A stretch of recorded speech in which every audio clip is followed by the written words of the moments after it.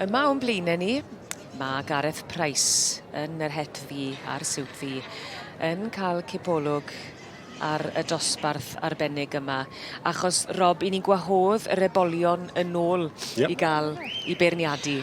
Wyt ti byth yn rhy ifanc i gystadlu yn y sioe frenhinol fel ceffil, ie. A diddorol, dyma'r cyntaf o ddoi ddosbarth ar ebolion yn yr adran hyn, yr adran B, a pwy ni'n gweld, wrth gwrs, ti flaen i ni, Dewi Evans, Brydfa Helyn. Nawr te mae Gaseg Helyn Can yr Afon, sy'n ti flaen wedi ennill y dosbarth yr Gaseg Fagu hun.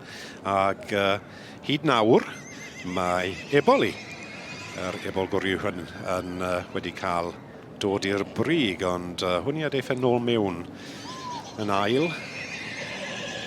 Heb benni. A mae'n newidiad wedi bod fyd. Mae Ebol gwryw Helyn ddim yn cael dod nôl i'r brig. A mae wedi cael ei giro gyda Ebol Brydfa Llanarth. Enw gyda fe'n barod, Llanarth Charleston, y potsi bach hyn.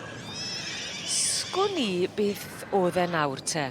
Nath newid y switch yna meddwl Gareth Price. Mae bolion yn mor anodd i ferniadu. Dyn nhw? Wel, dyn nhw ddim yn bihafio i ddechrau. Tymod i gael nhw sefyll y llonydd. Mae plant y ti, ti'n gwybod beth fi'n gweud?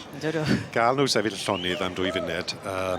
A mae'n dibynnu fel maen nhw'n tyfu mewn ffordd. Mae plant yn tyfu yn od ambell waith, tyfu lan tu ôl, lan ar ysgwydd. Ond mae'n bwysig bod nhw'n gallu bihafio tyma bach fel bod y beirniad yn gallu beirniadu nhw. Amser fi'n beirniadu ebolion nhw, does dim pwynt os ydy'r ebol ar ei goesau ôl. Ond mae'r het i ffwrdd. Ac mi oedd yna newidiaeth. A Llanarth Charleston sydd yn mynd â hi, e? Ie, wedi dod o'r ail i'r cynta yn dosbarth. Yr ebol gore yn yr adran B. Catrin Bigley, wrth gwrs, yn arwen. Wneud siŵr bod y riban coch yn saff, a dyma Dewi Mare. Fi'n siŵr bydd tyma bach yn drist, ond mae weld yn gwneud hapus. Yn y 3 cyntaf yn y sioe frenhinol yn tipyn o gamp. A Llanarth Charleston wedi codi calonau. Mae fe wedi.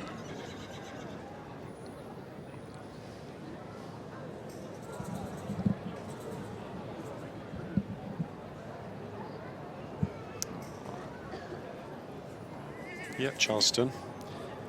Wrth y march Llanarth White Tiger ac allan o Llanarth Rhythm. Mae'r dish yn amlwg fyna, dwi'n Odi, mae odi. A ti'n bod, Ebol ennill yn y dosbarth yn y sioe frenhinol, mae fe'n dangos falle bod mae bach o fywyd tu flaen o fe. Bydd bobl yn gweld os wyt ti moyn gwerthu fe.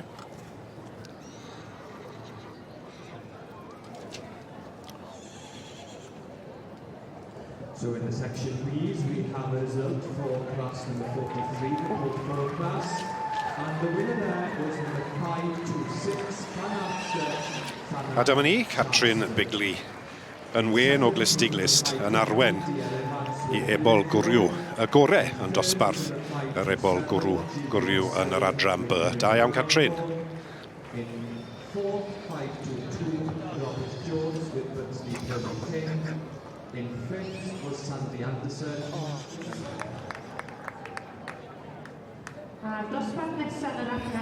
Wel, dyma fi gyda Catrin Bigley o Frydfa'r Llanarth, llongyfarchiadau mawr iawn i chi ar ennill dosbarth yr ebolion. Mary, congratulations for winning the Section B Colt class. Thank you, Hannah. Thank you very much. We're delighted. I can't lie, I'm a little bit bitter as my foal was pulled top, but you came and bit me to the post, but many congratulations. Why is it so important to bring the foals out to the Royal Welsh? Well, he's not been to a show, but I just looked at him in April and thought, that's the one for the Royal Welsh. And he's just come at the right time, so... Yeah. It is really important, isn't it, when they're born and how they're looking and that. There's so much to think about when you bring them to these shows. Well, and you have such a huge audience to see them. So if you bring a good one here, then people think, ooh, they've got nice ones. So it's the advert. It's a shop window, isn't it? And what better shop window? Well, many congratulations once again to you and the family, and good luck for the rest of the day. Thank you very much. Thank you. Diolch.